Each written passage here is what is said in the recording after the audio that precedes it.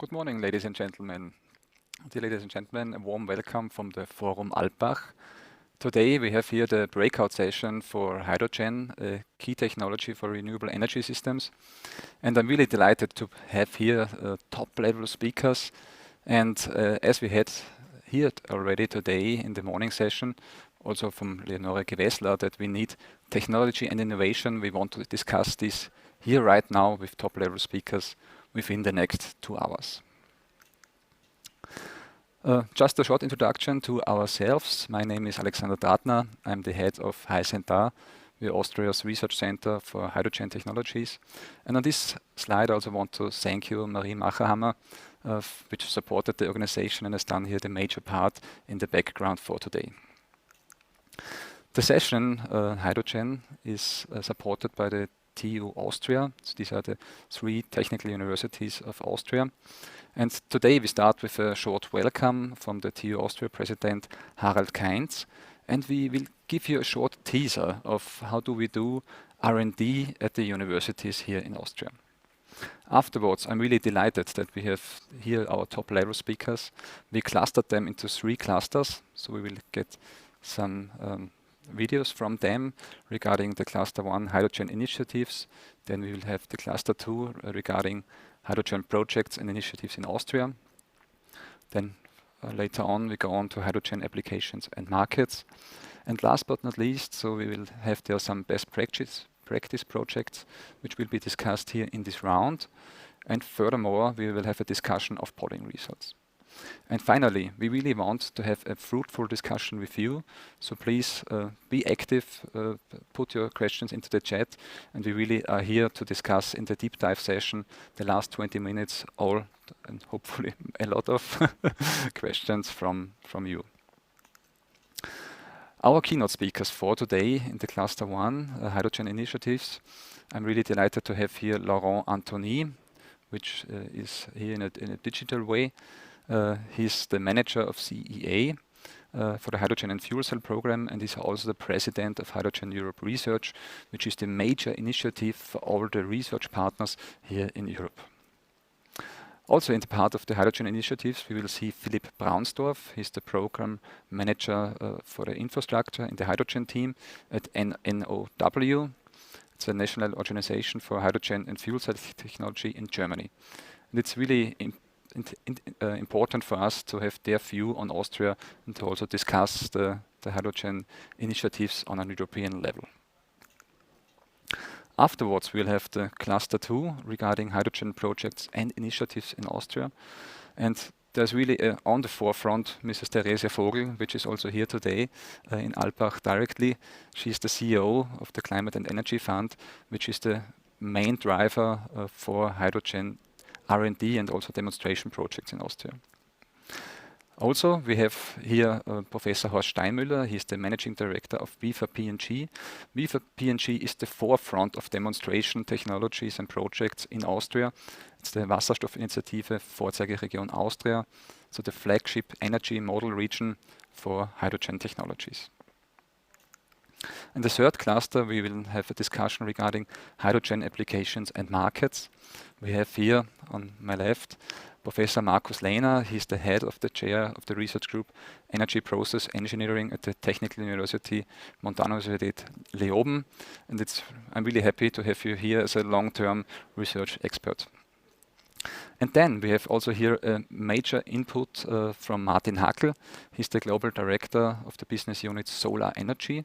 And solar energy will be a main driver also to bring hydrogens into the market. He's the global director of the business unit at Fronius International GmbH. So as you can see, we have here really a fruitful mix of presenters, and here we'll go on with the first videos.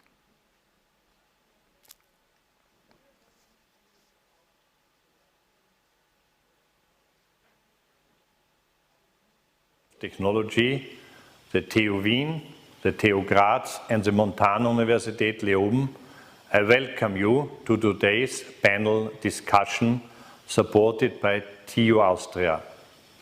Hydrogen is an energy carrier not only for the future, but of the present already. Europe has great hydrogen expertise across industry and research and the potential to lead the way of a greener world.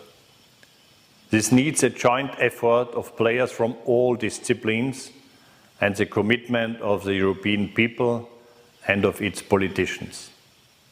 Today we look forward to getting insights into hydrogen flagship initiatives and projects across Europe and to discussing this key technology with a top-class panel of experts from various fields. Thank you all for accepting our invitation to panel this discussion. Thank you also to Alexander Trattner from the Hydrogen Center Austria for organizing and hosting today's session. Let me also welcome my fellow TU Austria rectors Sabine Seidler from TU Wien and Wilfried Eichelseder from Montanuniversität Leoben. In closing, I would like to point your attention to another TU Austria item on today's agenda. From 2 p.m. onwards, we will present the results of the TU Austria Innovation Marathon on this channel. 10 teams of students from around the world have worked on challenging tasks given by the industry for the past 24 hours. We look forward to seeing you there as well. And now to all our evaluated guests, I wish you a vivid 2 hours of discussion. Hydrogen is key to achieve the climate goals and to overcome the challenges of transition to a renewable-based energy system. It is clear for us that we want to contribute to this by high-quality technology research. The Austrian Universities of Technology, with their extra university research centers, offer long-standing research expertise in many specialized fields and are committed to improve hydrogen technologies every step of the way. The TU Austria universities are key research partners and an innovation anchor for the implementation of an Austrian hydrogen strategy. Renewable hydrogen can be produced by electrolysis, reforming of biomass, and other technologies. To improve these processes and therefore facilitate the possibility of energy storage, we focus on material research, electrochemistry, and system integration. Additionally, we are driven by the need to implement hydrogen storage systems and refueling stations all across Austria. Large-scale energy storage for shifting energy from summer to winter will be essential for secure, renewable energy supply. Special attention is given to the development of alternative hydrogen storage like metal hydrides, liquid hydrogen carriers, but also on distributing and making available hydrogen for everyone. The possibilities to use hydrogen in different fields are endless. We are developing propulsion systems with fuel cells, which are installed in cars, trucks, buses, and trains, from the cell levels to the entire propulsion technology. But hydrogen is not only able to decarbonize our future mobility, it will also help to make our industry greener by substituting carbon-based materials and reducing intensive energy demands. Even you could be using hydrogen in the future to heat your flat or house. The TU Austria is bound to help the introduction of hydrogen in our everyday life, from transforming our energy system to using hydrogen in cars, industry, and households. Together, we can achieve the climate goals and save our planet.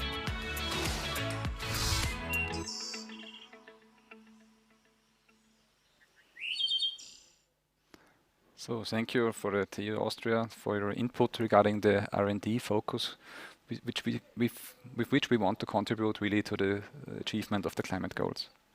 Now we are heading over to the first cluster session, the European Hydrogen Initiatives.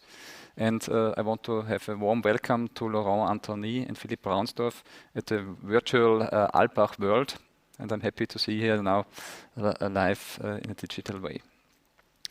So first of all, we will see your two keynotes by video, and afterwards I'm really happy to have a fruitful discussion for you.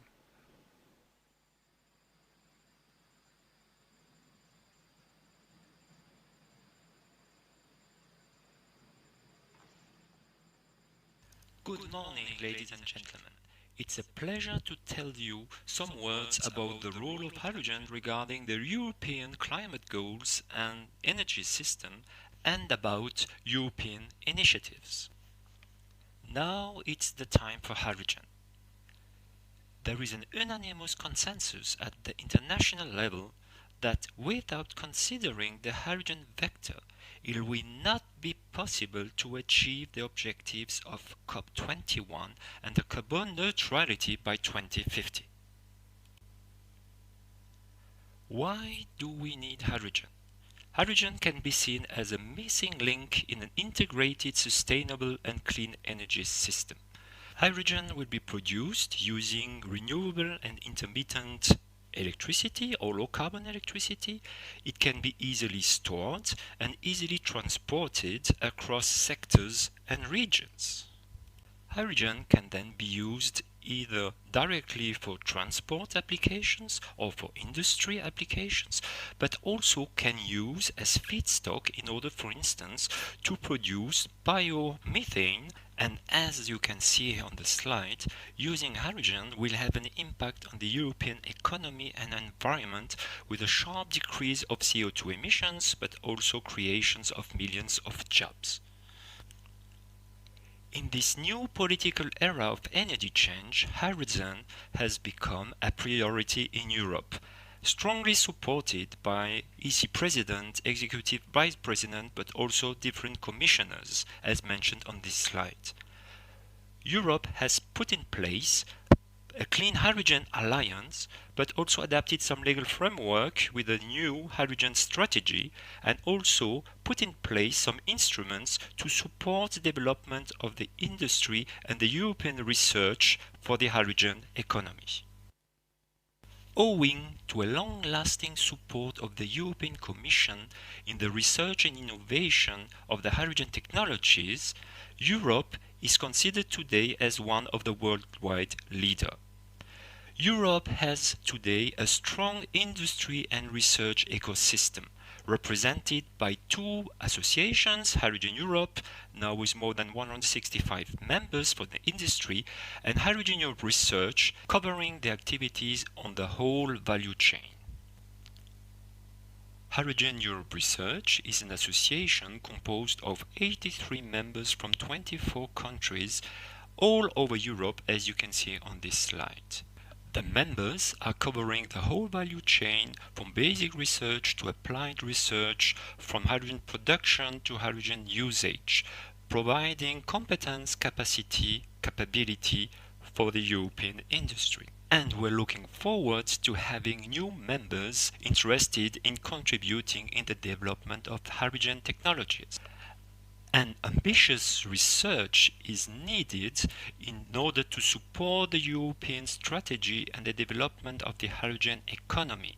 Hydrogen Europe Research aims at intensifying the collaborations between research and the European industry, and to strongly contribute to keep the European industry at the forefront on innovation.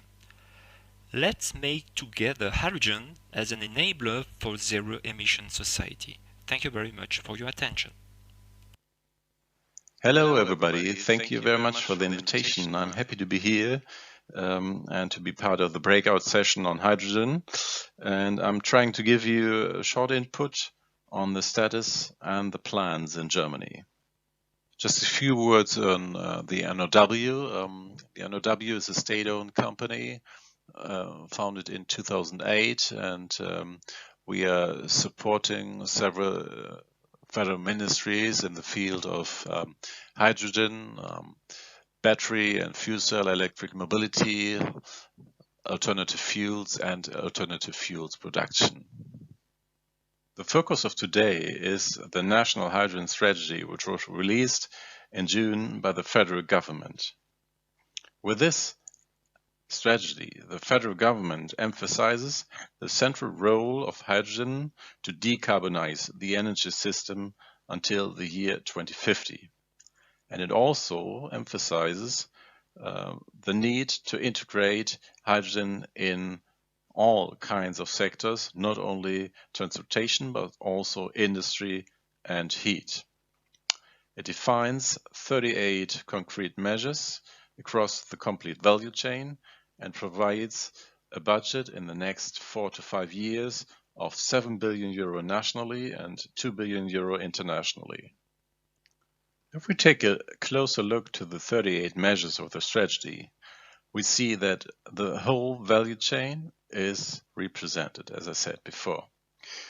Beginning with the hydrogen production, with a focus on green hydrogen and ambitious goal of 5 gigawatt capacity in 2030 and additional 5 gigawatt capacity in 2035. The hydrogen use with measures in the field of mobility, which is existing right now, and the industry and heat, which are more applications of the future, but with high demands of hydrogen. Especially to those two sectors, we have to think about infrastructure and supply, which also means thinking about import of hydrogen in the future. The field of research is important to mention, and also the field of international cooperation on European and worldwide level. To give you just a short impression of a project ongoing in the context of the strategy, I want to show you the Highland initiative by the Ministry of Transport. We started the initiative last year and we addressed different kinds of regions in Germany. The idea was to think about an integrated concept of hydrogen, which means to think production, transport, and use of hydrogen together in one region. And this idea of the regional production and use of hydrogen was extraordinarily interesting for the region. So the response was impressive, and we will have a second round next year. Having said this, I'm in the end of my presentation. I hope I could give you some impression, and I'm looking forward for the discussion, and thank you very much for the attention.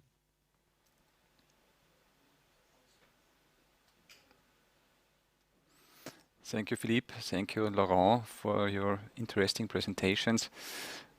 Both of your organizations are really important pillars in Europe to bring on hydrogen technologies, starting from research up to applied research, up to products and industrialization. And for us all, it is clear to have this international cooperation to bring on this topic. But from my point of view, what we actually see in some countries is that everybody wants to be state number one in this topic. So first of all, the question to Laurent, how can we operate, or how will the hydrogen strategies from Europe, different regions and different countries be aligned? Do you see a possibility? How should we go on with this? Thank you for the invitation and the question. I think, as mentioned, as presented, now we have a European strategy, but you may also have seen that the same day it has been announced also the start of the Clean Hydrogen Alliance at the European level. And exactly to answer your question, in order to have all the stakeholders working together, this alliance will be really essential. And it should normally, with the help of the European Commission, to try to coordinate all the actions to build up pipes of projects involving industry, but also states and research organization into projects in order really to develop the hydrogen, not only technology, but hydrogen economy all across Europe. So really, I think, as it has been created last year or 2 years ago, the European Battery Alliance, now we have also the Hydrogen Alliance playing exactly the same role. And then we also have some other institutions, like, for instance, a smart specialization platform, S3, created last year, and involving tens of European regions. And here the idea is really to try to coordinate hydrogen projects between different regions. So you see, we have all over Europe, but also at region levels. Thank you, Laurent. Mr. Braunsdorf, what's your opinion regarding this topic? So you're pushing for sure the German initiatives. So, but how will this be coordinated with the European initiatives? Maybe I can give you an example, or just in general, we are always in close contact with the European side. We have a Department for International Cooperation at NOW, which is in close contact to FCHEU and Hydrogen Europe and every organization on the European side. And on the project level, we also are in contact with, let's say, demonstration levels, Lighthouse projects like H2 Valley in Groningen. So I think the connection is there, and we are working close together. Although your question on how the coordination, the official coordination of strategies is made, is something the EU has to think and to plan. Sorry. Okay. In all over Europe, we often see often controversial discussions regarding the colors of hydrogen. And with colors, we discuss about green hydrogen, gray hydrogen, which means more or less renewable or coming from fossil energy carriers. So, Laurent, which trends or initiatives do you see regarding the topic of green, which meaning renewable hydrogen, or low carbon hydrogen? So, what is ongoing in Europe regarding this topic? I would say the most important is how can we decrease carbon footprint impact in Europe or even all over the world. So I would say regardless the color, the most important is how many CO2 is produced when producing hydrogen. And from that, you may have noticed that in the European strategy, there is no more colors, only but words, and that's great. And then, of course, renewable hydrogen is a big part of all the initiatives and is strongly supported also in Germany, but also at the European level. But as mentioned, the most important is the carbon footprint. And from that point of view, we do not have only to focus on green hydrogen, but on low carbon electricity. Use hydrogen, and this is of course renewable, but also coming from nuclear. So I know in Austria it's not really trendy, but in other European countries or worldwide it is still, and it is one of the easiest way today to produce low carbon hydrogen with renewables. And so we should consider both, and in order to be able to provide the hydrogen needed for the industry, for the heavy duty transport, we still need also to use this old called the blue hydrogen, means coming from fossil, but with carbon capture sequestration. But as mentioned at the European strategy, as intermediate period until we really have hydrogen produced from renewable sources. So yes, focus at the European level on renewable hydrogen, but what is important is carbon footprint, and that means that in between, we also need to consider hydrogen produced from low carbon electricity like nuclear, and also using from fossil fuels using carbon CCS. Philippe, Mr. Braunsdorf, can you say a little bit more about the German hydrogen strategy and how the Germans want to go on with green or low carbon hydrogen? So what's your point of view to that?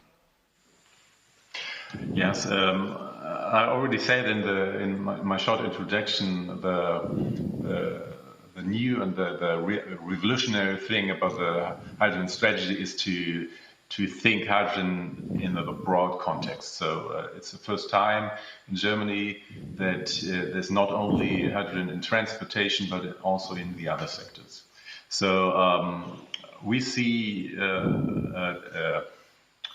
more importance for these sectors like industries in the next year, and one challenge will be to secure green hydrogen for all these sectors, because there's a big need in the future for green or for hydrogen in the industrial sector as well as heat, but we also need green hydrogen in the transportation. So That is one thing, one first step to get into capacity of green hydrogen in Germany.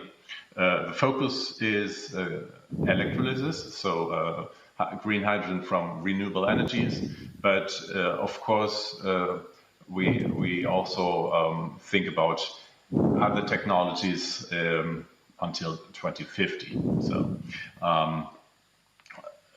So as I said, 5 gigawatt capacity until 2030 is an ambitious plan. It's 200 times the capacity we have at the moment. So this is a step, and then 35, 40, we want to be at additional 5 gigawatt. So that's a major point. And we also have to get into capacity for supplier for the industry and for having the competence in the sector of fuel cell and hydrogen technologies. That's something which we have to force in the next years, and that's something one important measure I couldn't detail in the presentation, but one important measure we have to deal with in the next years to have more competence in Germany on the production side of fuel cells. And that's it. Thank you for that. Laurent, you brought up the discussion regarding to use nuclear energy. And so I want to bring in one question from the audience. And there is the question, is nuclearly produced hydrogen green or renewable hydrogen? Carbon hydrogen. As mentioned, we cannot say nuclear is renewable, but what we can say, nuclear is low carbon electricity, and it is just if we follow the IPCC numbers. An IPCC is providing for different ways of electricity production the quantity of CO2 produced. And if you look, for instance, wind energy, IPCC tells it's about 11 grams of CO2 per kilowatt hour. Nuclear is about 12. Photovoltaic is about 40 to 45. So if we are just considering CO2 footprint, you see nuclear is as CO2 emitting as wind and 4 times less than PV. So that's why, yes, nuclear is not renewable, but in any case, but is low carbon. And this is, I would say, the most important regarding the climate change we are all fighting. But I think we have to consider that that doesn't mean that we have to use nuclear. It's the choice of each country to say we accept or we do not accept, depending on different factors, not only climate. So I think we have to consider all the different ways of electricity production and really then to focus on the climate impact. So there's one last question, and I want to switch over to another topic. So you have a very good overview, you both, regarding the European and international initiatives. So what's your view from Europe on the Austrian activities? Laurent, can I ask you for your answer? I would say Austria is seen today as a hydrogen adopter.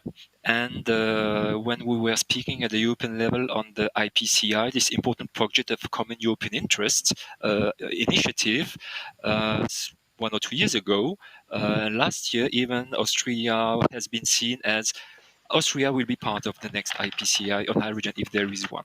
So Austria is seen as also involved in different demo projects like iFuture and for steel making. You have quite a lot of also of industry stakeholders being part of Hydrogen Europe. Now we have ART and Highland, also member of Hydrogen Research. So now we see Austria as an active member in developing the renewable hydrogen.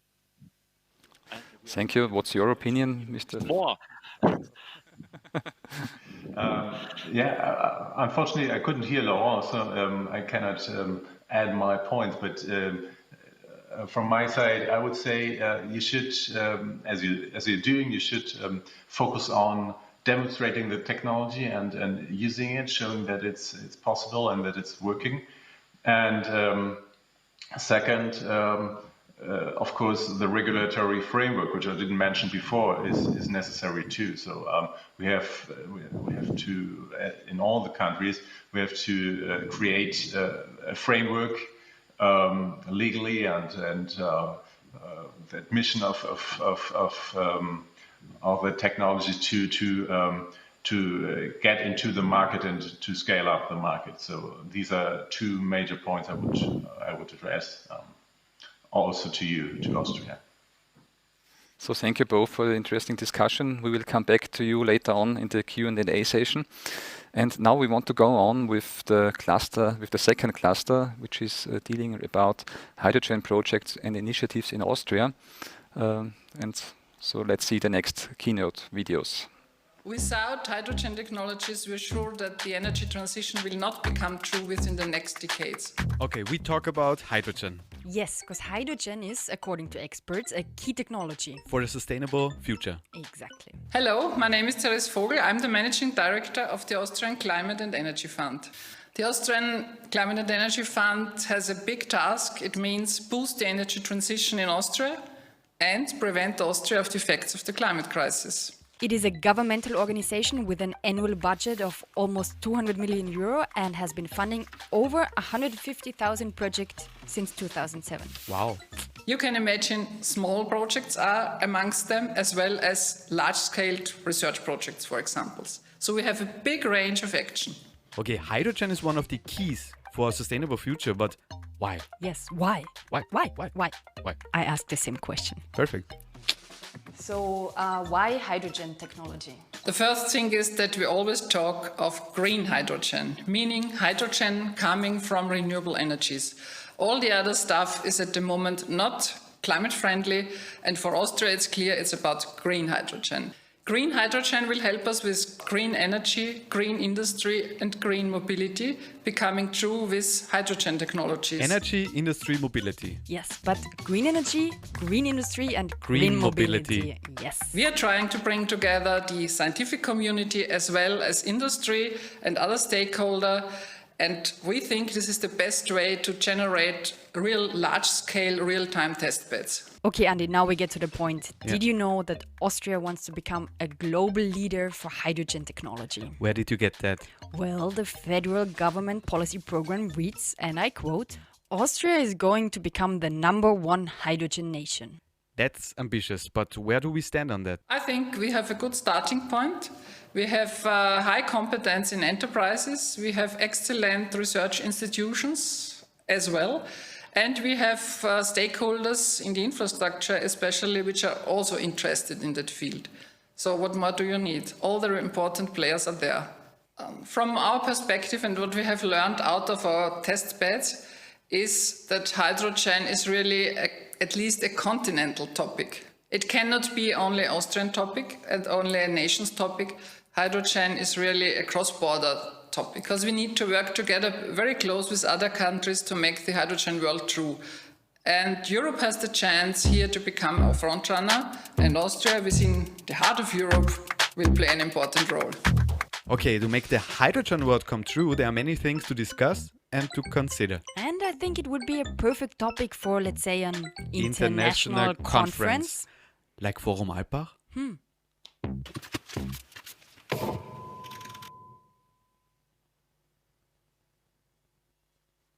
Alec, thank you very much for the invitation to this breakout session, which gives me the opportunity to shortly introduce our energy model region, Wasserstoffinitiative Vorzeigeregion Austria Power and Gas. There are two big challenges for the transition of the energy system. Challenge one is the reduction of greenhouse gas emissions, and challenge two, especially for Europe, is the dependency on imports of fossil energy sources. In 2050, Austrian companies, together with Austrian R&D groups, decided to look a little bit deeper in hydrogen and renewable gases for solutions for these two big challenges. Because there are a lot of benefits for a transition to a hydrogen-based energy system. For example, reduction of greenhouse gases, higher share of renewables, a very important one is sustainable uses of existing gas infrastructure, high resource efficiency of the whole energy sector, reduction of energy imports, and of course, increased security of supply. And this in the three sections, green mobility, green industry, and green energy. This is a short view of the involved companies and involved R&D session groups in this energy model region. And this is, of course, the vision, a hydrogen-based energy system with the renewable source, water, wind, and sun, because they can supply all economic sectors, as you see in this picture. The energy model region the association was founded because they should be the cluster coordinator of this energy model region. And a lot of sectorally integrated projects using green electricity will boost the transition. In the Viva PNG, a lot of experience are already there because more than 30 projects are completed or ongoing. And in the next 5 years, additional 25 projects will start in the region. And it is very important that there is an interdisciplinary, I would even say multidisciplinary innovation structure. And this is the reason why there's no geographical restriction within Austria for the different projects. And there are, of course, already 5 projects running as really sub-projects financed by the energy model region.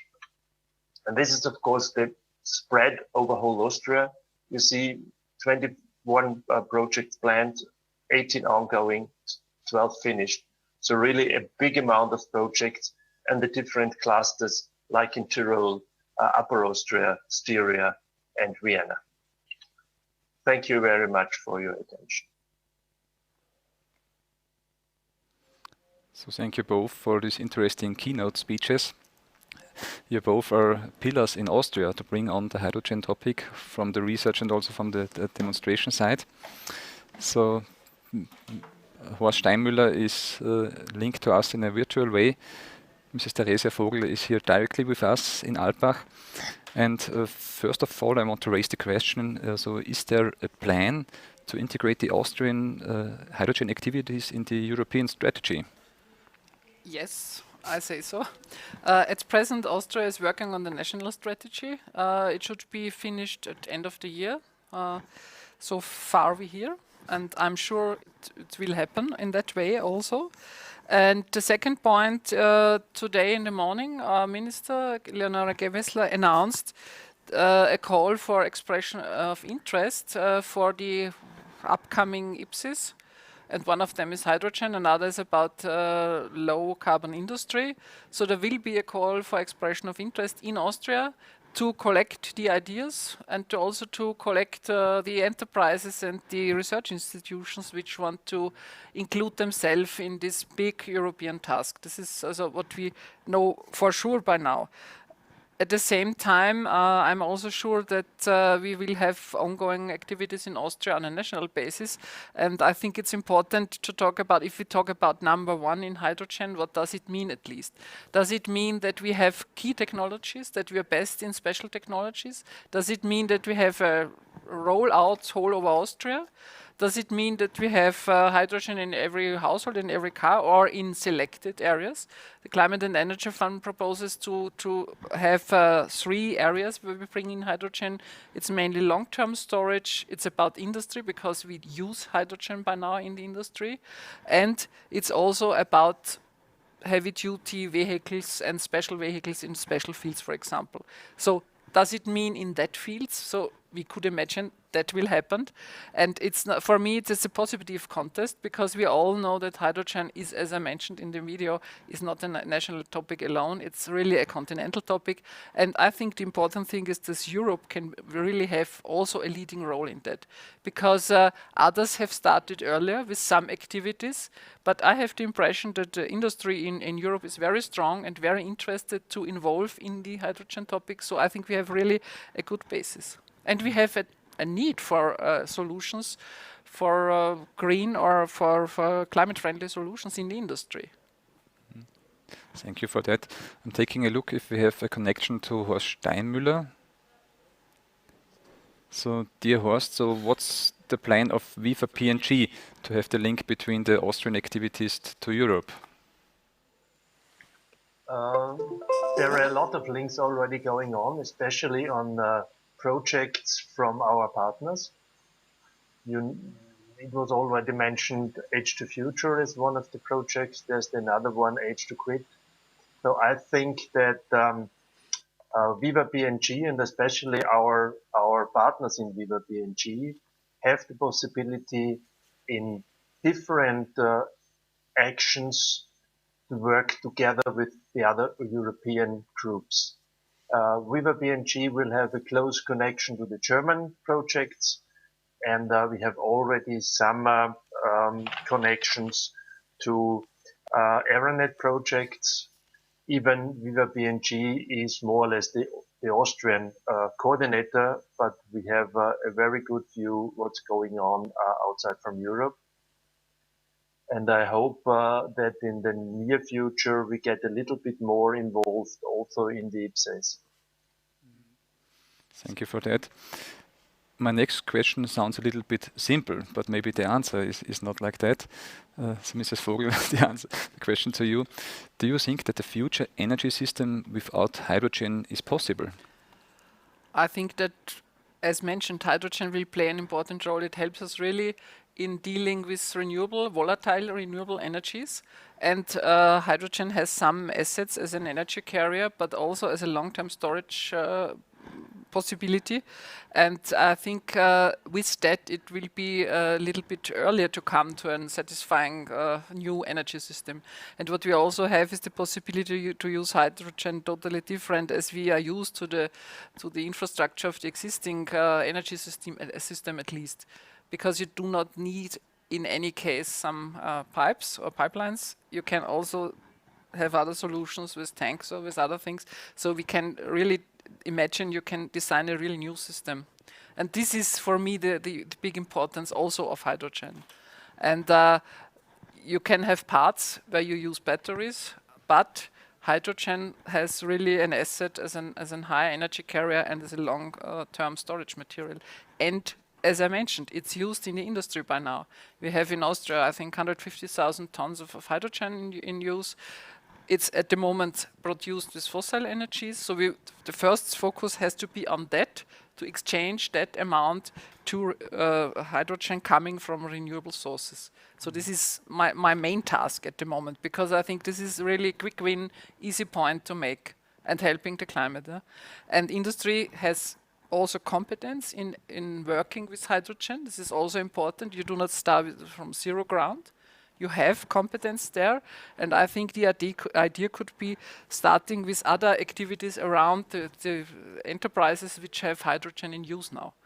So it's really, if you think back 20 years ago, electromobility, it was an comparable topic. Yeah, should we go in that direction? We started with clusters at least, and at least now we have a network of infrastructure and actors.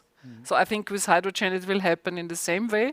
And what I really see as a very positive effect is this in hydrogen, Europe is working together closely. So all the nations are having ideas, bringing together projects, and it's a big hype also in the European Commission. I think this is really a boost for the next years. And I think we also will make the race in the next 5 years. It's not about 2050 only, because we have to come out of the starting block. Okay, thank you for that. Dear Horst, you've been involved in climate-relevant projects since decades, so what's your point of view on that? Do we need hydrogen in the future energy system? Yes, I believe we have to use it.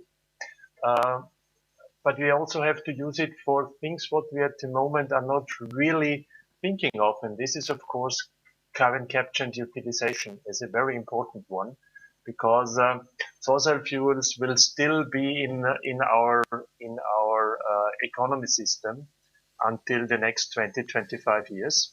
And on the other hand, we may use hydrogen also for the decarbonization of, let's say, negative CO2 emissions.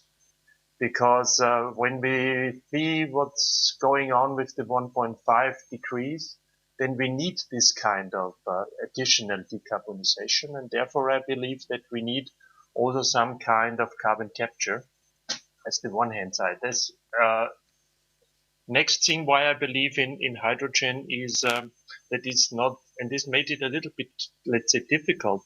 There is no single solution. And there's no monocausal solution.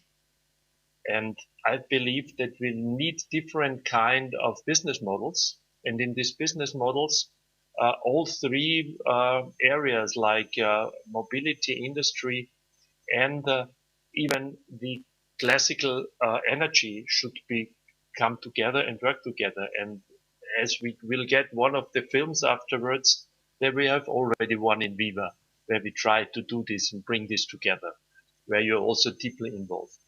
So I believe in hydrogen. I believe in green hydrogen. And I also think the necessity of working together on European, even on international level. This is one of the reasons why I'm also involved in EAR and in mission innovation as a very important one to get ahead. And a drawback of hydrogen, because hydrogen is a secondary energy carrier, so we have to produce it, and therefore sure today there are some losses. And so there's one question from the audience which is asking that there are batteries for short-term storage, and there are also in the R&D redox flow batteries for long-term storage. And where's the USP of hydrogen, because under consideration of the drawback of efficiency? So what's your point of view regarding the efficiency topic of hydrogen?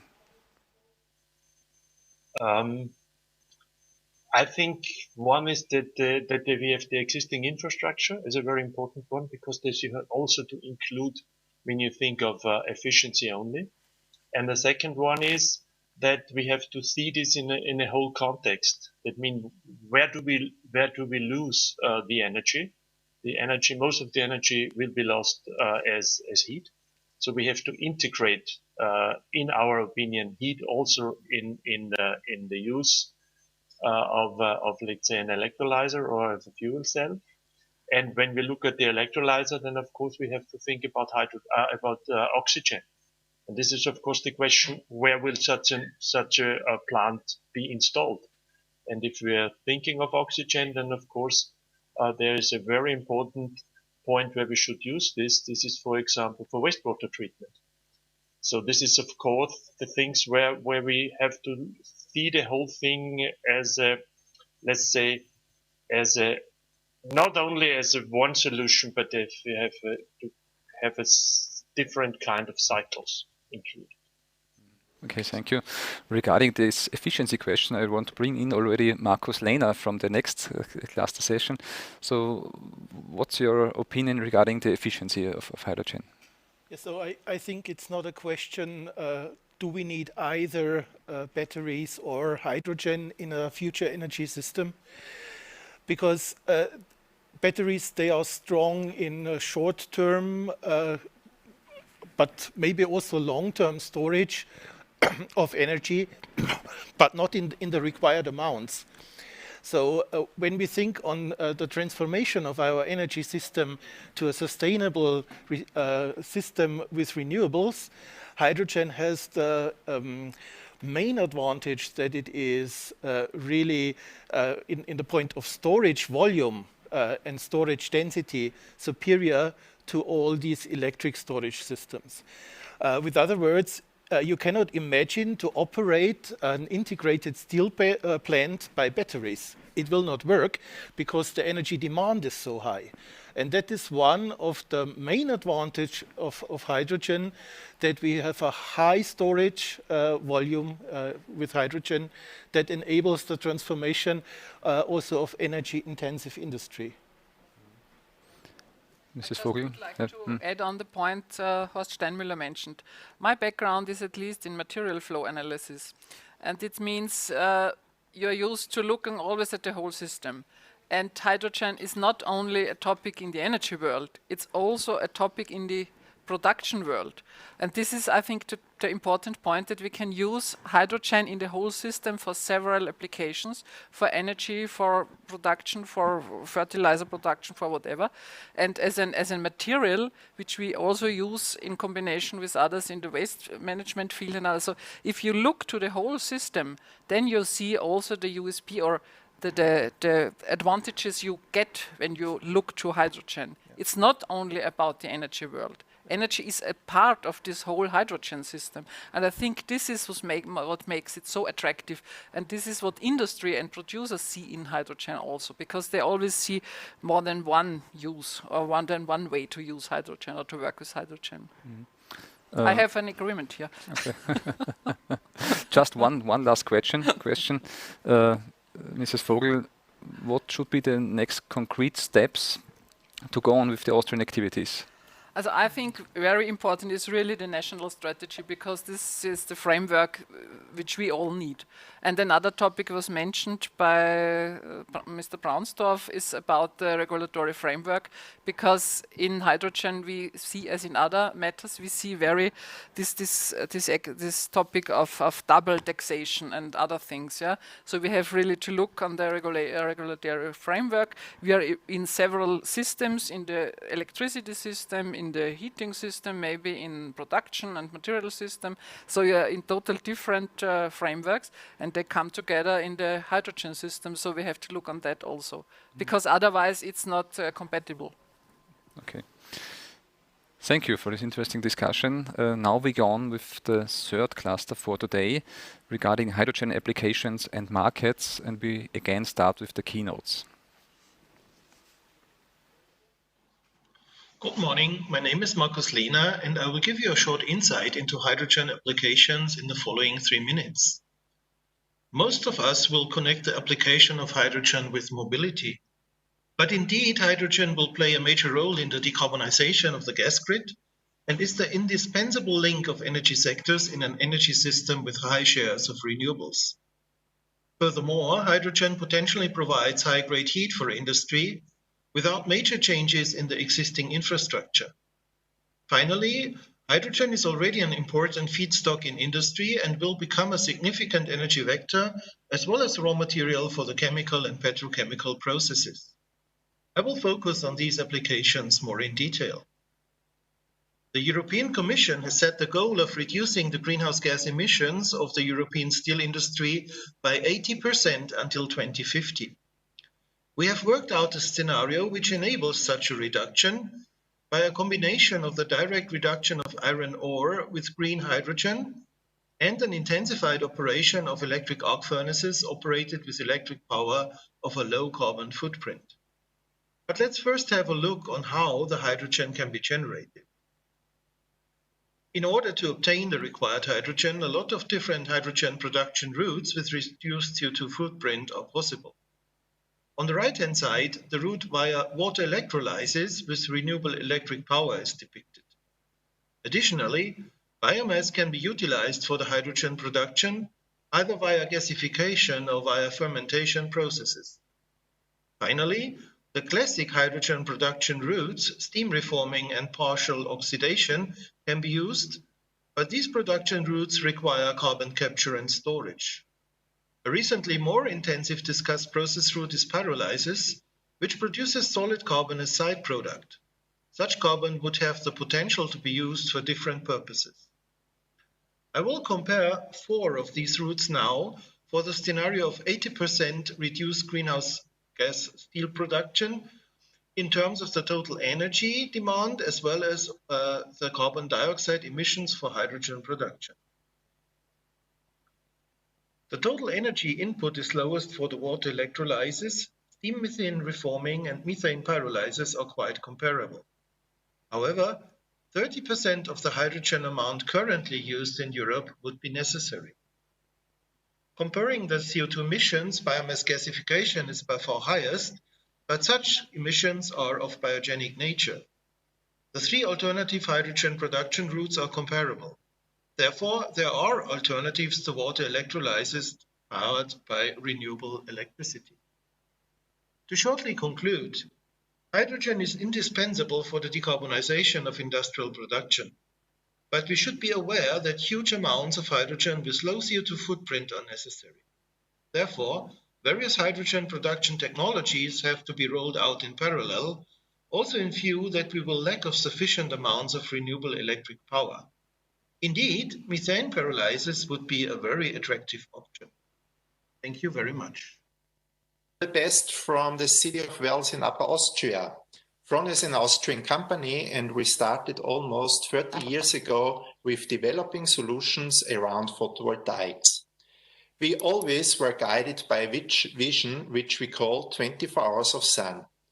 It is a vision of the energy supply of the future, which of course is based on 100% renewables and allows an uninterrupted solar energy supply, 365 days a year, summer and winter, 24 hours of a day.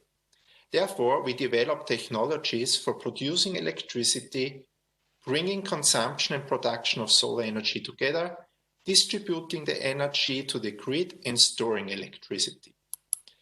We use short-time storage with batteries in order to bring solar energy from the day to the night, and seasonal storage in order to bring the massive solar excess energy from the summer in the winter. And here the production of hydrogen with its good storage properties comes into the play. But not only the option of storing hydrogen over a long period of time makes hydrogen so interesting. Hydrogen is a key element for the whole energy transition because it can be used for the coupling of all energy sectors and can supply the sectors of industry, heating and mobility with clean, renewable energy. At Fronius, we developed a compact and decentralized energy supply hub for local energy sector integration. With local excess energy from renewables, we produce 100% green hydrogen through electrolysis. The hydrogen is stored locally and can be used for the re-electrification when needed, or refueling of, for example, fuel cell electric vehicles. The huge advantage of the decentralized unit is that neither renewable electricity nor green hydrogen needs to be transported over long distances. So what hinders us such or other hydrogen technologies to be expanded rapidly? There are still several challenges to overcome. The major ones are: first, we need a fair pricing of all energy sources and carriers based on their life cycle environmental impacts. Second, clear and long-term stable framework conditions would ease the decision-making of investors, manufacturers, and finally users. And third, how to achieve economy of scale in order to reduce the cost of the systems. And here, a support for the initial market growth will be needed.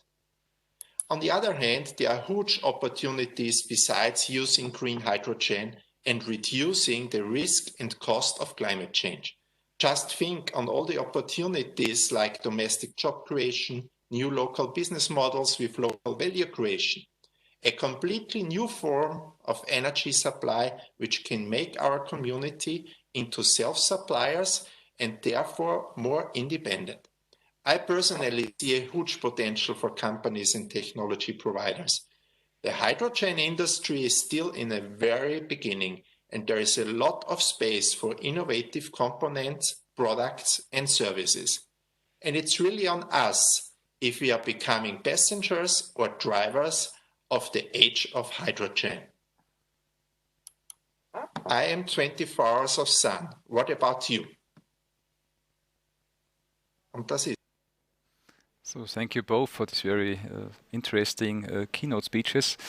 Together with you both, Markus and Martin, we have one long-term expert in research and a really top-level expert from the industry. So first of all, because we will have to accelerate this process of bringing products into the market, I want to ask the question, so how long does it really last to bring on research results into products in this new technology field? Markus Lehner, Can you please answer that? So in my experience, when we start with work in laboratory, and then we want to bring it in a real under real conditions, and finally into an industrial size, you have to at least 10 years of work that you have to go, and that is really a long perspective for that our time that is still remaining for doing actions gets smaller and smaller. So it tells us we have to accelerate. Yeah. Okay, thank you. Martin, what's your opinion on this? Yeah, we started our our hydrogen projects in research around 18 years ago. So it's a long time span, I need to say. But from a status quo of today, I feel that we are more than ready really to launch products and to go into the market. Because the research side where you develop in, let's say, or you make open-ended investigation is over, and we really feel that it's time to implement the products into the market. The only hurdle, which I also mentioned in the keynote now, is really to build up this supply chain for a huge market. Yeah, it's still very handcraft work, but we have the products ready. So it's more about how to industrialize and how to adapt to the products to the real customers' need. So we are more in a product development process now and no longer in a research process. Thank you for that. From my point of view, the hydrogen technologies are now ready to start this industrialization. So let's say it's the first generation of hydrogen technologies. On the other side, we see that we need additional research and R&D regarding the second generation of hydrogen technologies. So what do we really need to bring these both strategies on the ground? Markus Lehner, what's your opinion? So I think when we are talking about hydrogen, we have always think that we have to produce it, that we have to store and distribute it, and that we have to use it. So we have all these three sectors combined. And we should not only focus on one of that, but we should develop technologies for its application, develop technologies for its efficient storage and transportation. And we need more than one technology for the production. That is also what I would like to have transported with my short video. So we have a huge demand, and we have the potential to use hydrogen in industry, in mobility, in the gas grid for sector coupling. But we need also production technologies with low carbon footprint. One of them, of course, is electrolysis. That is a key technology where we have to improve, for example, materials, where we have to develop SOSC systems. But anyway, we need more production technologies with low carbon footprint. Okay. So for me, it sounds like an insurance for the different technology trends. Yes, of course. Yeah. Okay, Martin. The answer to you. So how should we go on, and how can we accelerate the industrialization in these market fields? Yeah, but we are always talking in the industry about this famous chicken-egg problem, isn't it? And we also see that on the market. There are many institutions, customers ready, I think, to invest, but maybe they can have a production unit for hydrogen, but they are not finding currently the vehicles or the consumptions for it. So yes, we need the system, and we need a real strategy, because nowadays we base our product development on assumption about how politicians would decide a hydrogen strategy. Because at the end of the day, that's very important. Yeah, where do we go for? Do we go for smaller vehicles, large vehicles? Do we go for industry and so on? So we need to define that. I think it needs a strong strategy, a strong implementation, a long-term strategy, and also a good plan how this new technology can be incentivized in the beginning in order that they start to get into the market. Okay, thank you. There's one question from the audience I want to integrate in this session. Someone is asking for, will there be enough clients for the consumption of hydrogen? He states that the key focus, he or she, is in the policy now on generation of hydrogen, but I can't see the demand incentive side. So can you just name any of the current consumers of hydrogen in Austria? And do you have any numbers of how much hydrogen do we actually consume? Or can you name point out the fraction of hydrogen in the current energy system? So in industry, we use about 50 million tons of hydrogen in Europe each year. And that's mainly used for ammonia production, methanol production, and for hydrogenation processes in refineries. That is necessary to desulfurize the fuels. So that is a huge demand. And all that hydrogen is gray hydrogen, so it's produced from a fossil source with a high carbon footprint now. So we have the possibility to change steel production based on hydrogen. That would reduce significantly the CO2 emissions in Europe, because steel production is one of the biggest emitters of CO2 from the industrial side. And there are plenty of other possibilities, like Horst Steinmüller said. We can utilize carbon dioxide as a feedstock. We can potentially build all hydrocarbons out of carbon dioxide, but for that we would need green or renewable hydrogen in huge amounts. It's much more than these 50 million tons. It's much, much more. And that is really very interesting for a researcher, but it's also a challenge. Yes, we have to produce it. Do you have any numbers of the fraction? So how many hydrogen do we use in the energy system already in Austria? I don't know. So I have no numbers for the energy system, but I think it's not really a huge amount at the moment. It's difficult to answer because it's not registered at the Statistik Austria. So it's inside the methane consumption. So there are not clear numbers for that actually. You know the numbers for the cars in Austria and for the buses or other things. So it's really a small number at present. But I think the interesting thing and the driver for change is at least also the coming climate goals, the costs of carbon dioxide or however you call it. And this is also the reason for industry thinking about these hydrogen possibilities. This is a very strong driver at least. It's not only always incentives. I would not call it incentive. So the data we have in-house is that approximately 1% of energy worldwide is consumed actually by hydrogen, most in the industry sector.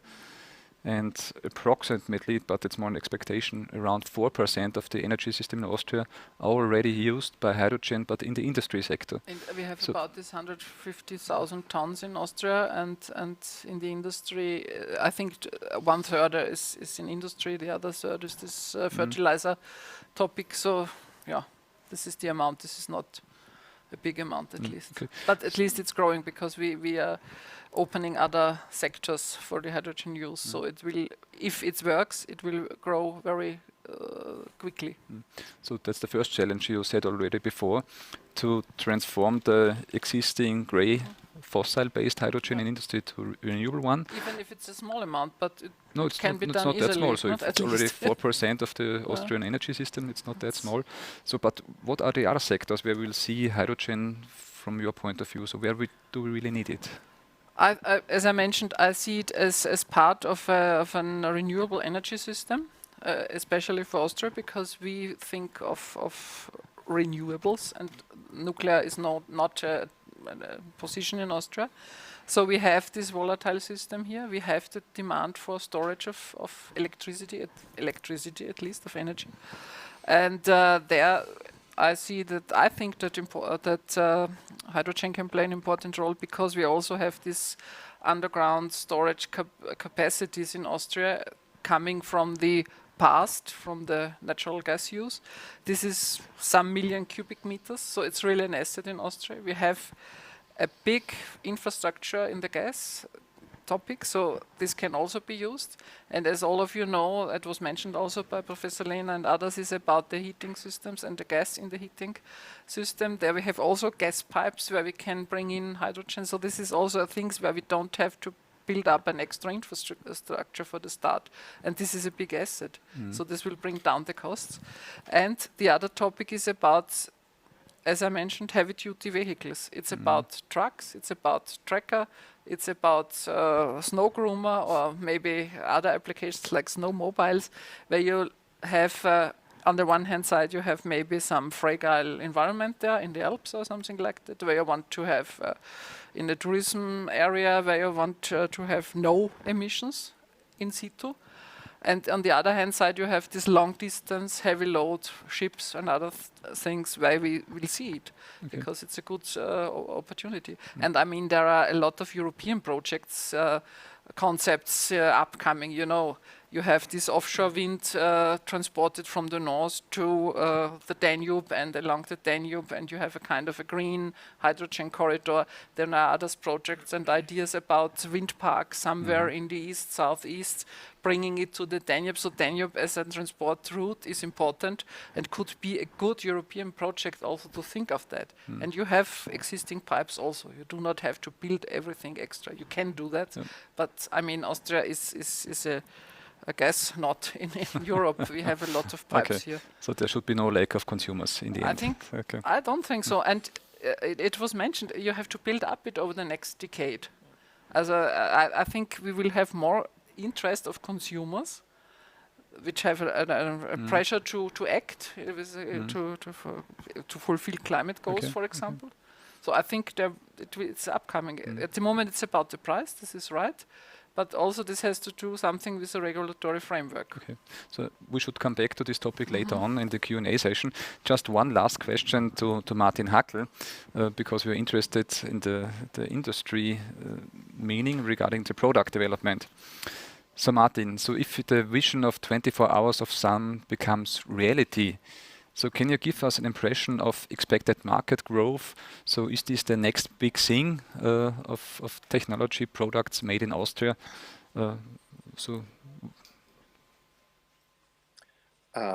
Yes, I think hydrogen has the potential to be the next big thing. The next big thing for us at Fronius, but also generally.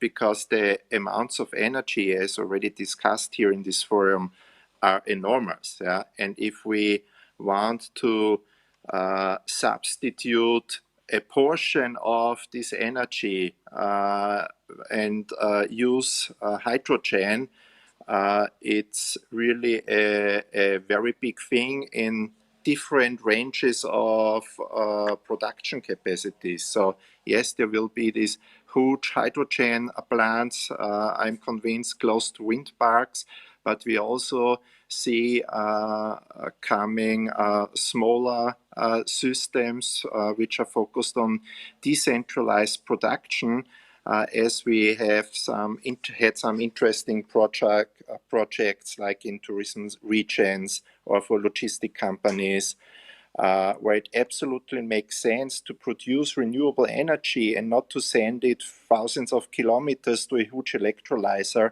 but to produce hydrogen close and to use it there in the community for local applications.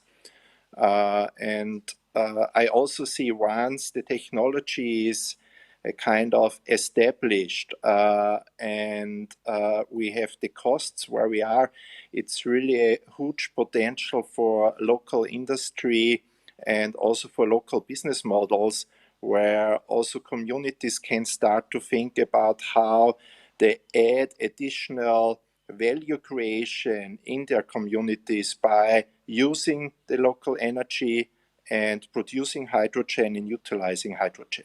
So yes, I think it's the huge next step, very important, and that's what I see and I like to mention is when I talk with companies which, let's say, are still not working on hydrogen, but we know that they have special know-how which would be needed. Yeah, we have a very strong industry around metalworking.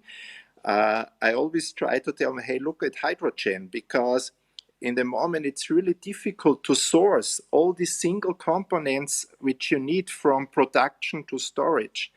And it's still not in the vision of each company in Austria that there is a huge potential to be part of a global market. Thank you for that. I want to come back to this also in the Q&A session afterwards. Now we go on with some videos of our best practice projects in Austria, and we're really looking forward on the discussion of the relevance afterwards.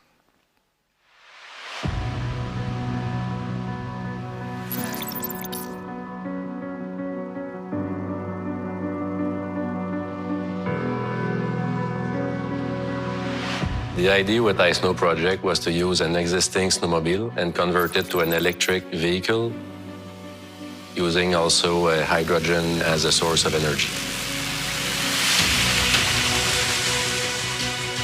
There are several advantages with the hydrogen concept. Of course, everything from the electric vehicle, sustainable technology is already in, but also with the hydrogen system, we're good even in cold temperatures. So in the morning with cold start, it will work very fine.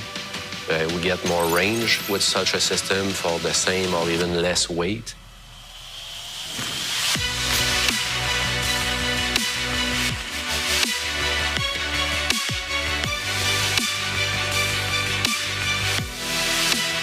We chose a Lynx snowmobile as the basis vehicle for this application because the Lynx is very well known as a utility vehicle in the Scandinavian countries.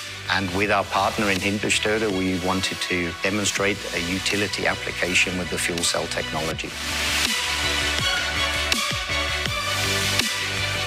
We did remove the internal combustion engine from the vehicle, and we've put an electric system, meaning a motor, inverter, control unit, and battery. And on top of it, we've put a hydrogen fuel system, where we use the energy from it to propel the vehicle.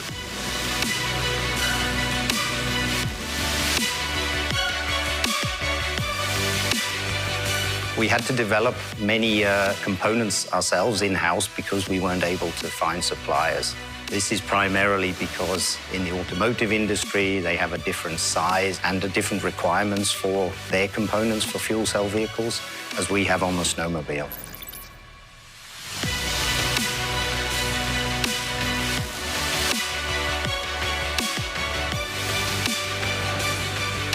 At BRP Rotax, we always want to be at the forefront of the technology. That means building the know-how. Then when we do projects like we're doing here with iSnow, our engineer can really learn from the technology, see where the problem might be and how to fix it. And then we can use this technology in several other applications within the BRP product line.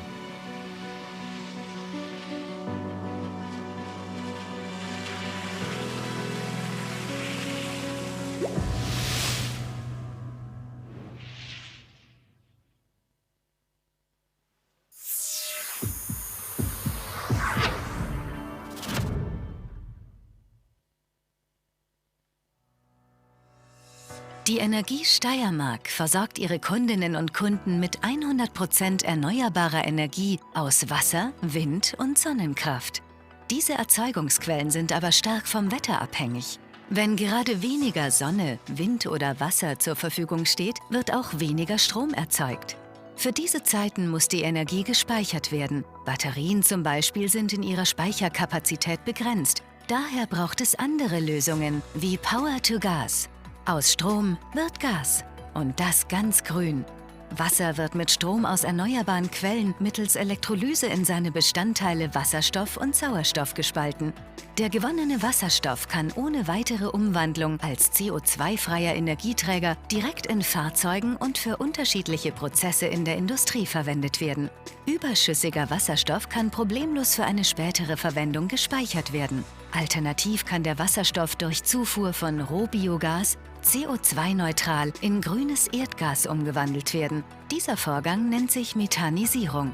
Das energiereiche Gas kann problemlos in das bestehende Erdgasnetz eingespeist und langfristig gespeichert oder gleich genutzt werden. Wasserstoff ermöglicht somit einen nachhaltigen, emissionsfreien und geschlossenen Energiekreislauf. Eine solche Anlage zur Produktion von Wasserstoff und grünem Erdgas baut die Energie Steiermark innerhalb des Forschungsprojekts Renewable Gasfield im steirischen Gabersdorf. Die Anlage wird an eine existierende Biogasanlage gekoppelt. Zusätzlich wird direkt vor Ort eine Photovoltaikanlage errichtet. So entstehen umweltfreundlicher, einfach speicherbarer Wasserstoff und grünes Erdgas für die Region rund um Gabersdorf. Mit den dadurch produzierten 168.000 Kilogramm Wasserstoff pro Jahr kann ein Wasserstoffauto 20 Millionen Kilometer fahren, was ungefähr 500 Erdumrundungen entspricht. 60 Einfamilienhäuser können mit dem jährlich erzeugten grünen Erdgas ein Jahr lang beheizt werden. Renewable Gasfield schafft aus grünem Strom grünes Gas für eine nachhaltige Energieversorgung. Renewable Gasfield ist ein wesentliches Umsetzungsprojekt der vom Klima- und Energiefonds geförderten Energiemodellregion WIFA PNG.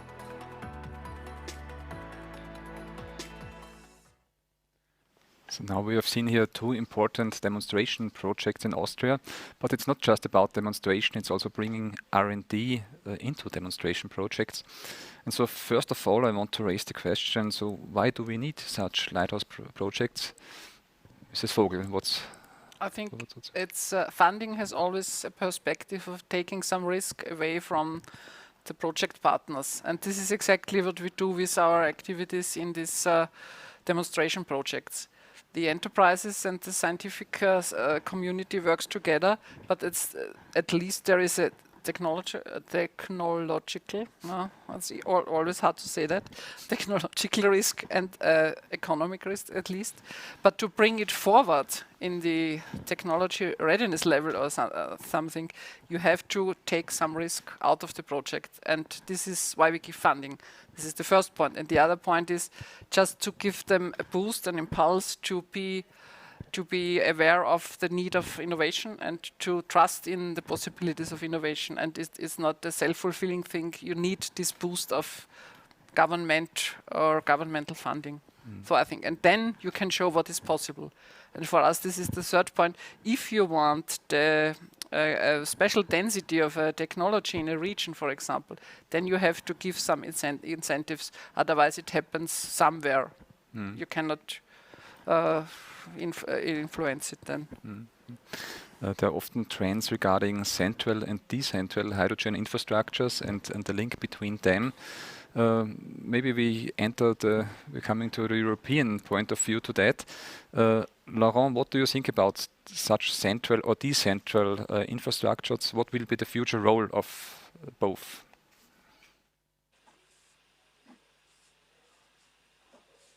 I think we will need both.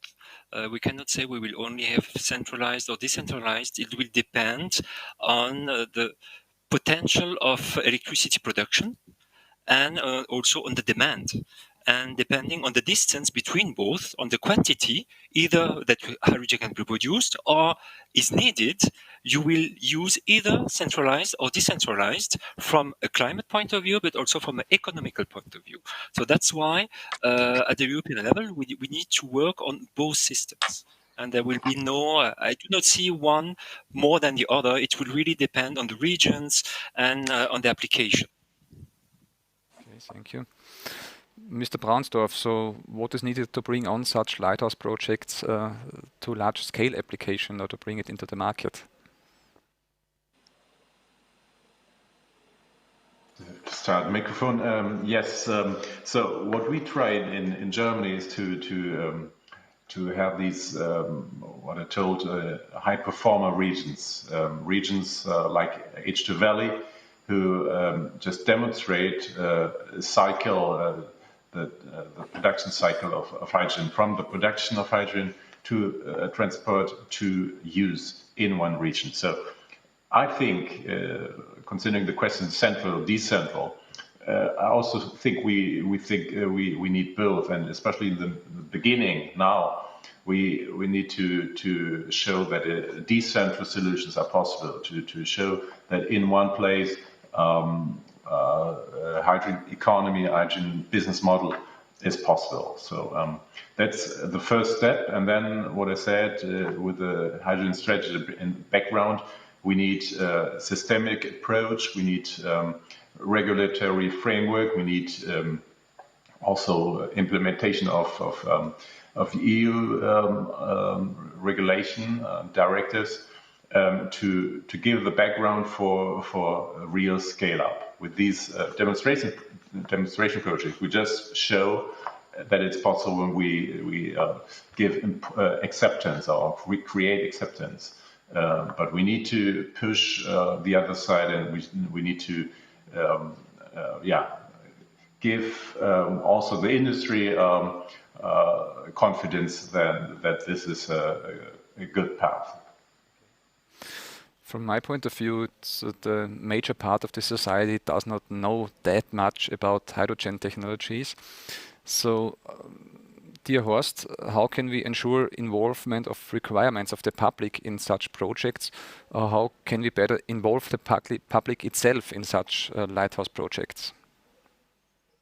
I don't even know if I can say it. It's a question to Maria, to Therese. About AEC, because in Linz there is the so-called AEC. It's a museum for new technologies, and we want to use them as one of the major producers of knowledge for the whole environment, and not only for insiders like we are. And I think we also need much more stakeholder conferences and stakeholder discussions where stakeholder is more than, let's say, an industry or more than the user of hydrogen. And there's another thing what we have to do, and I believe we have to get the discussion into schools, because especially in Germany and Austria, many of the school books, if we see about hydrogen, are showing us Hindenburg as one of the problem and not as the solution. I think that a group and an association like Viva BNG is, of course, one of the most important one to get this into the discussions. And if we do the discussions over whole Europe, and we do this, for example, in mission innovation, then I think we are on the right track. Thank you.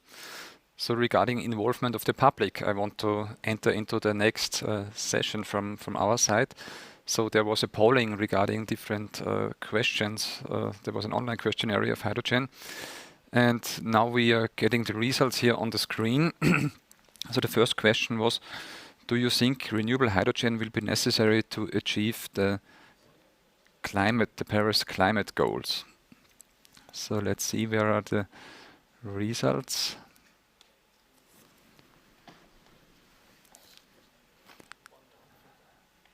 So please one further down.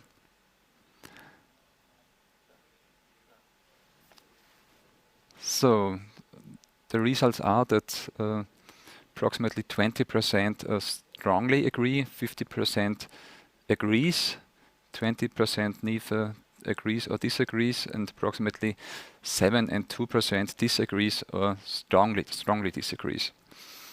That means the major part, so more than 70%, agree that hydrogen will be necessary to achieve the climate goals. Are these results? So, what do you think about these results, Mrs. Vogel? I feel support. To be honest, it's clear what we think, and I think what has worked out is that this plenum here at least got a good picture of our arguments. I would say so. No, but to be honest, I think it's a way. The question will be, how do we do that? How do we go that way? And that will take time and money. Okay. So we discussed a little bit already on these roles. So maybe we put some more time on the next question, which was, do you think that hydrogen as energy carrier is as safe as gasoline, diesel, natural gas, or batteries. And the main answer was that 60% say it's similar, 22% say it's safer, and 70% answered that it's not safe. Markus Lehner, Professor Lehner, what's your opinion regarding the safety of hydrogen, and what do you think about these results? So I think that the vote is quite right, because 83% of the people say hydrogen is similar or safer than the energy carriers we use today. And that is, of course, correct. We can handle it. We do handle it already in an industrial scale. I think nobody knows that, but in each refinery you have a hydrogen pipeline system, a hydrogen generation and storage system, because they urgently need it for their processes. That is technology already existing, no problem at all. Mm-hmm. Dear Martin Hackl, now you see the results of hydrogen safety, so is this surprising for you? Does this underline your trend in hydrogen technologies? What's your opinion to this? I mean, it's also clear we are the same opinion. Hydrogen is got extremely safe technology. Hydrogen itself is not so difficult to handle than everybody assumes, because of all the stories like Horst also mentioned in his comment. And definitely we feel very comfortable with implementing this technology into a mass market without concern. But of course, for us, out of an industry perspective, would definitely help if we start to have more international standards, regulation, and so on, because that's still not synchronized from country to country. So there is still a lot to do, which makes our job more easy to comply with, let's say, local or national standards and codes. But I feel very comfortable with the feedback from the audience. Okay. Laurent, there are several European activities in the field of safety of hydrogen. Can you give us a little bit more information on that? And are you surprised by these results? I'm very positively surprised, because when you discuss with many people, usually, or journalists or experts, they say, oh, hydrogen is dangerous. But when you ask people, then we see that, as mentioned, 83% of the people say it's safe, or at least as safe as other. So that's I'm very positively surprised, and it's the right answer, of course, also from my point of view. And as you mentioned, at the European level, we spent many projects on hydrogen safety, on hydrogen consideration, and as just mentioned, also on standardization. And this is under a specific pillar, cross-cutting activities, where we are working on safety, regulation codes and standards, and education. And all together, we need to educate people, not young pupils, but also professionals, to educate what about hydrogen, how safe it is, how we have to handle it. And regarding standards, also, we have some specific projects, and the outcome of these projects is to either contribute or either to propose new international standards, either at the IEC level or at the ISO level, or even at the UNES, United Nations, where, for instance, there is a global technical regulation for fuel cell vehicles. So yes, very nice to hear that people are convinced that hydrogen is at least as safe as the other solutions. Okay, thank you. Let's move on with the next question, or next results of the polling. So do you see hydrogen as alternative fuel for electrification of heavy-duty vehicles? 22% strongly agree, 42% agree, so approximately 60% agree to that. 20% neither agree or disagree, and approximately 17% are in the area of strongly disagree and disagree. So again, the major part sees it as an alternative fuel. Mr. Philipp Braunsdorf, are you impressed by these results? How do you see it? Are there similar pollings in Germany?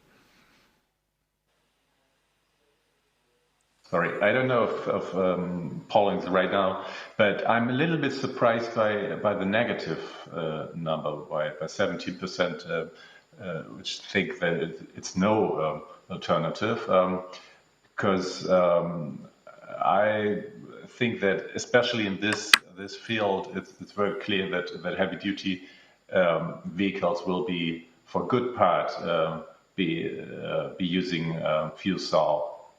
They are also using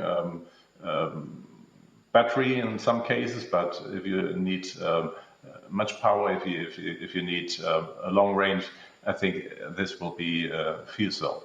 And this is in Germany, at least, and what I hear quite common at the stakeholder level. So I'm surprised. Thank you for that. The next results are to the question, do you expect that hydrogen will be used in decentral sector integration and or sector coupling? So approximately 50% agree, with 10% strongly agree. 36% are in the middle range, neither agree or disagree, and again 14% disagree, but 1% strongly disagrees. Professor Lehner, you're an expert in sector coupling and also production of hydrogen. What's your opinion of these results? Yeah. So a little bit disappointing, but I think it's a difficult topic, and you have to know a lot of technological background to really give a good assessment on that question. So of course it is needed, it is indispensable. What we are seeing now in our energy system are systems that are not linked together, and we will have a totally coupled system in future, where we have the power grid, the heat grid, and the gas grid coupled with each other. Otherwise, you cannot handle fluctuating decentralized energy production by renewables. That's the only way we can do it. The most benefit is we can go back on existing infrastructure, and we have already developed the coupling technologies like power to gas. So we have it in our hands, we can do it. So my answer is we will see it and we will have it, this sector coupling by hydrogen. Okay, thank you for that. Dear Horst, what's your opinion regarding the results of sector coupling? You know that I believe in sector coupling, and I believe in hybrid pipelines and things like that. I'm also a little bit surprised, but I agree with the answers from Markus. I think most of the people do not really know what it means really to have a sector coupling, and what are the potential of hydrogen in the sector coupling, especially, as I tried to say already, sector coupling with decarbonization. I think it's the most important, or one of the most important issues for hydrogen use is this kind of sector coupling. By using, as already Therese said, using the existing infrastructure. I think the people really don't see the potential. On the other hand, when I hear it, because we cannot see the results, when I hear results from you that there are roughly 20% that don't really believe in hydrogen at all. So they see hydrogen as one of the necessities what we don't want to have. And then, of course, it's coming up what we already had in the discussion, that they believe in efficiency, and I think that's not enough to see only the efficiency. Maybe I can add something to the question, or answer the question. I think there's a development in the last year. So if you look at Germany, you have this hydrogen strategy, which was launched in June, and you couldn't imagine 2 or 3 years ago that the major Ministry of Energy would draft such a hydrogen strategy. So there was a change in thinking of sector coupling. 3-4 years ago, nobody wanted to talk about hydrogen and sector coupling in these places. But now it's in the central of their strategy, and they are investing so much. So I think this is showing that this is in development. Okay. That's only what I wanted to add. Yeah. Thank you. Coming to the last question. Sorry, can I say one thing to this? But I hope it's not only one of the hypes what we already had in the last 20 years. That's a very important one. We have to really look it much deeper than we did it, for example, in the year 2000. We will come back to this topic in the Q&A session afterwards. So the last question, the reason for the last questions, do you expect that hydrogen will be used in large scale in industry? Show us again that about 10% strongly agree, 46% agree, and 24% are in the middle range, and again approximately 17% disagree or strongly disagree. So that's some kind of impressive, especially as hydrogen is actually used in large scale, but it should be renewable hydrogen in the future. Due to the lack of time, I think we should go on now with the deep dive session. So in the deep dive session, now we have 20 minutes left to pick up questions from the audience and have really strongly fruitful discussion on their questions. So there was one question raised already before. First question is, will there even be enough renewable energy to produce the hydrogen needed, also considering the conversion losses? I think that's an important question I want to give over to Laurent, because I know he's discussing this also on an European level.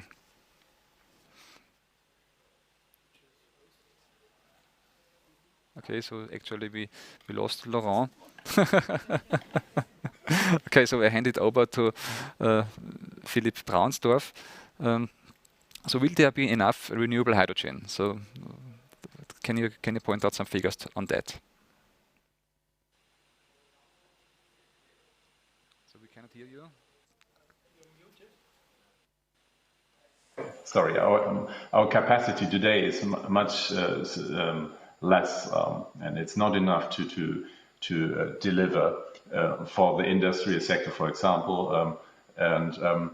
This will be a task for the next 5 years, and then for next 5 years to get to the point to have the capacity. I think it's possible, but I think in the long run, of course, we are also talking about the import of hydrogen. So we cannot take this out. So, but in the next 10 years, we need to concentrate on the capacity in Germany, or let's say in Europe, in every country, to have a domestic market for hydrogen, to have business cases for that. Okay. And I think it's possible. Yeah, it's ambitious, but possible, definitely. We had studies 2-3 years ago which stated that 5 gigawatt is realistic. Dear Martin, I know Fronius is evaluating a lot these renewable potentials. Can you say a bit more about the 24 hours of sun approach, and what do you think? Will there be enough renewable hydrogen? Yeah, we at Fronius, we develop PV systems, and we go more for, let's say, the smaller scale system. So everywhere where man builds or constructs something, we see photovoltaics on it, so on each roof and so on. What we saw through the last 20 years, that the whole PV industry showed a really excellent scalability. For the solar industry, it's not a problem to grow each year around 30%. That's manageable. Last year, around 120 gigawatt of solar energy were installed globally. So only that what was added last year is producing this year already around 150 terawatt hours of energy. So the growth potential is definitely here, and especially also in Europe, the potential on buildings along highways, but also, of course, we need to look into more utility scale PV systems is enormous. Even in Austria, the potential is there. So the growth on the production side of green energy, I don't see as a hurdle. It's maybe a hurdle of starting it and of wanting it. Yeah? But technology-wise, there is no hurdle. When it comes then to producing green hydrogen, of course, the status quo of the industrialization of all the products needed is not yet in that phase. So we will still need a few times in order to be really be able to grow so quick and in that number. But I think I'm very optimistic when it comes to that. It's just let's make a plan and let's do it. Okay, thank you. Laurent, can you say a little bit about the European side? Will there be enough renewable hydrogen in Europe, or should we import it in a renewable way? What are the trends actually which are discussed on the European level? As mentioned, yes, electrolysis will really develop, and there is this 2 times 40 gigawatt initiative, which has been announced also early July, which means to install by 2030 40 gigawatt of electrolysis in Europe, and 10 in Ukraine and 30 in North Africa to produce renewable hydrogen or low carbon hydrogen. So 40 gigawatt in Europe means we will be able to produce quite a big amount of hydrogen in Europe, but we also have some international collaborations with North Africa, as you mentioned, or Ukraine, which means that we will also import. So the question of importing or not renewable hydrogen will really depend on the member states. Like, for instance, Germany, in their plan, they say they will import quite a lot of hydrogen in the future because they will not be able to produce as much. So maybe in France, for instance, it will be different. If we're using our nuclear park, it might be easier to produce the amount of hydrogen needed in France, which is about 1 million of tons of hydrogen per year.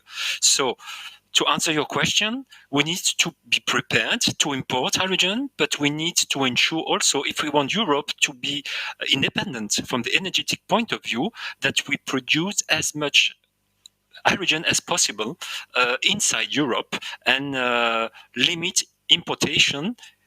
But of course, in case it is not enough, then we also have to prepare, for instance, maritime solutions, harbors, in order to be able to import low carbon or renewable hydrogen. But then we have to take into account also the greenhouse gas emissions due to the hydrogen's transportation from abroad.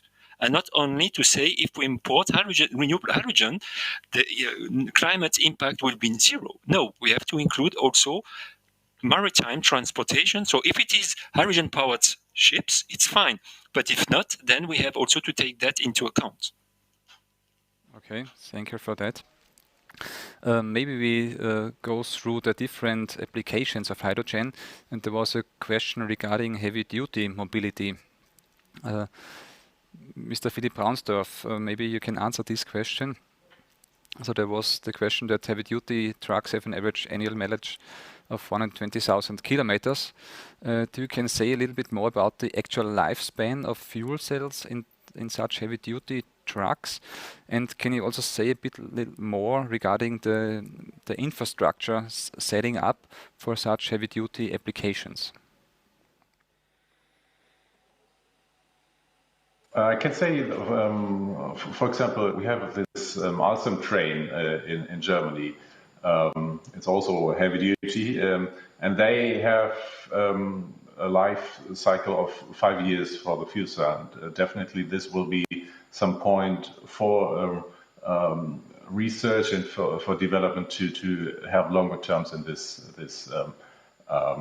term. And we have research and development projects at the moment running. One is by MAN together with Shell, and they are building up a truck and the infrastructure. So that's the second part of your question. We think that it's essential to have these two things together. And what we do in Germany is we have the Clean Energy Partnership, industry corporation. They work together with us to define or to try to define a standard for each application. So long haul, for medium, and for all these truck applications. And this is necessary to also combine it with the necessary infrastructure, because if you want the same, let's say, range like today with your trucks, for what kind of infrastructure do we need then? Or can we change the working or driving these trucks, and maybe then a less expensive infrastructure is necessary? We are all discussing, and it's quite a long discussion right now, and but I think it's necessary. Also, I would say at NOW we are discussing the need. Do we need a public infrastructure, or is it maybe private infrastructure? We see it at LNG infrastructure in Germany. They are building infrastructure at their places, private places, where they need it, and then it's maybe growing afterwards. But yeah, the other possibility is to have a public infrastructure built like H2 Mobility, or like the infrastructure built for passenger cars in Germany. We have almost 100 stations now, and it's an initial network. That's also a possibility. I think we are in the middle of the discussion, and the results will hopefully be seen in the next 2 years, let's say. Okay. So let's stay in the mobility sector, also in Austria. Mrs. Vogel, so if we want to bring the hydrogen infrastructure on ground, what could be the next step in this mobility infrastructure setup? I would follow the recommendations of Mr. Braunstorff, start with the semi-private fleets or areas where you have hydrogen at all. It would be the best.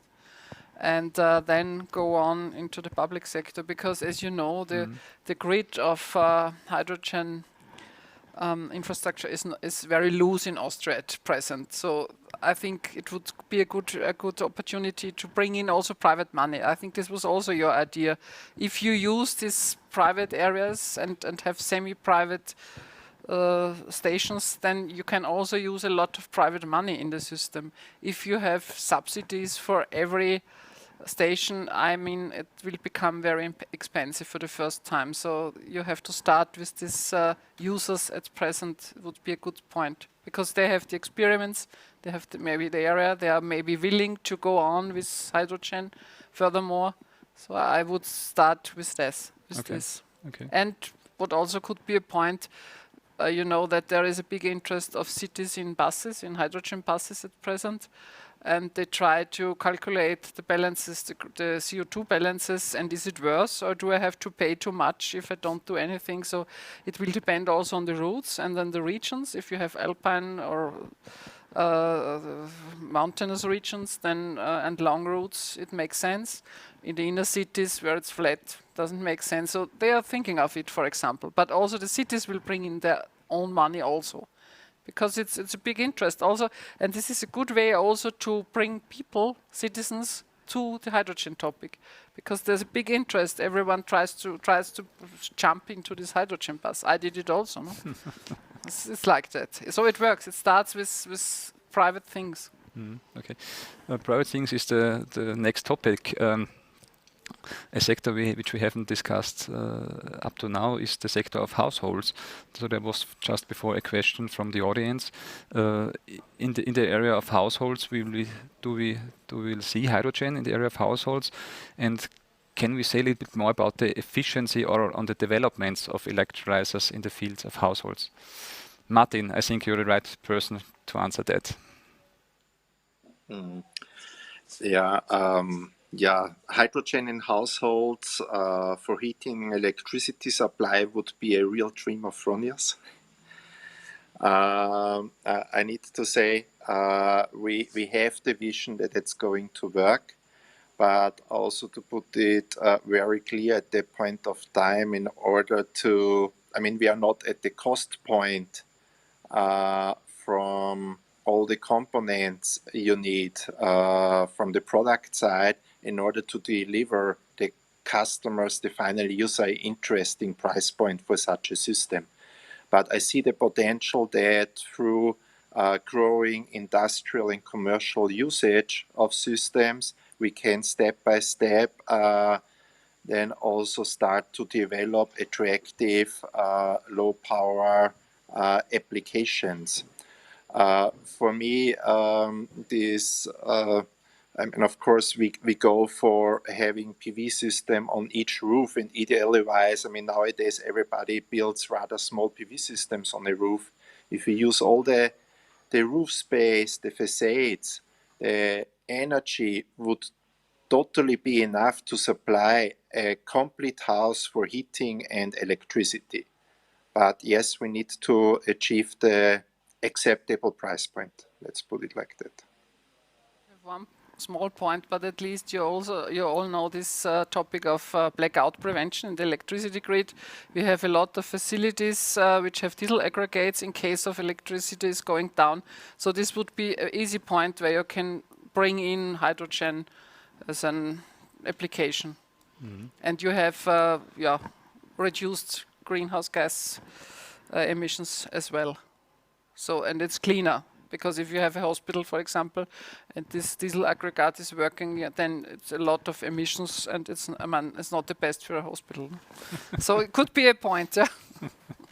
So to sum up, so there's the chance to bring hydrogen also in the area of households. Regarding industry application, we have discussed quite intensively.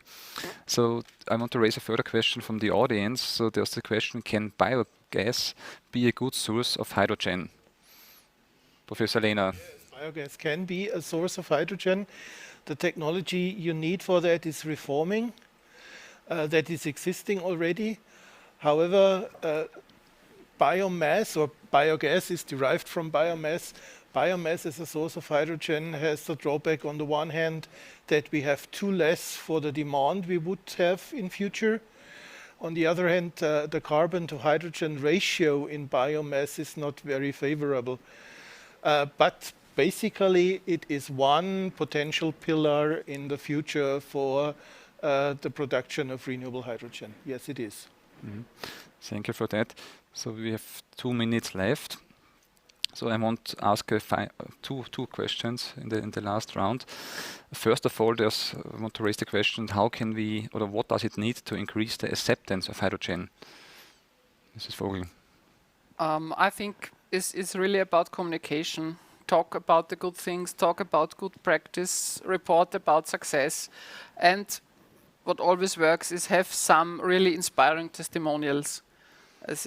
This is always as simple as that. And we have seen it now in the Corona crisis. If the top management of the government is behind the topic, if they are closely working into one direction, if the whole country is going into that, then it works. It's as easy as that. Dear Horst, in Viva P&G, there are a lot of big projects. What do you think? What does it need to increase the acceptance of this green energy carrier? That's what I already said. We have to get, on the one hand, the regulations, the necessary regulations. This was the reason why we produced already a position paper on that. We need, in my opinion, the hydrogen strategy for Austria, and we need the worldwide cooperation. Especially when we look at our so-called white spots, we find out that a lot of these white spots are not only white spots for Austria, but white spots for the whole world. And therefore we have to figure out and we focus on the things what we in Austria can do really on the best thing. And this is, in my opinion, the systemic view. And this is the thing what in Viva BNG we want to do for, let's say, not only the Austrian people, but also for the whole world. So thank you all for this interesting discussion. I hope also the audience received some answers from us. So there are many left, so maybe you can also contact us directly afterwards. And I want to also point out that the Innovation Marathon is starting in the afternoon, and I want to remember that you also can join the interesting results of the presentation there. So thank you all for joining our hydrogen session today, and I wish you a further interesting Forum Alpbach this year. Thank you.